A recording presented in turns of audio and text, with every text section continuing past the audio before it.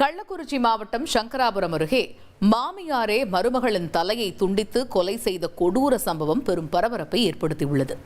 வளையாம்பட்டு கிராமத்தைச் சேர்ந்த நந்தினி என்பவரின் முதல் கணவர் உயிரிழந்ததாக கூறப்படும் நிலையில் பின்னர் அவர் மரியா ரோசாரியோ என்பவரை இரண்டாவதாக திருமணம் செய்து கொண்டு வாடகை வீட்டில் வசித்து வந்ததாக தெரிகிறது.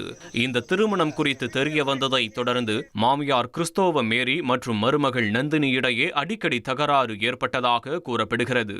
இதற்கிடையே சடங்கு செய்வதாக கூறி மாமியார் நந்தினியை வெளியே அழைத்து சென்ற நிலையில் அவர் மாயமானதாக கூறப்படுகிறது. இது தொடர்பாக சங்கராபுரம் காவல் நிலையத்தில் கணவர் மரியா ரோசாரியோ புகார் அளித்தார். அதன் அடிப்படையில் போலீசார் மாமியார் கிறிஸ்தோவ மேரியை கைது செய்து விசாரணை மேற்கொண்டனர். விசாரணையில் சோழம்பட்டு பகுதியில் மருமகளை தலையை துண்டித்து கொலை செய்து மணிமுக்தா ஆற்றங்கரையோரத்தில் உடலை புதைத்ததாக அவர் ஒப்புக்கொண்டதாக போலீசார் தெரிவித்தனர்.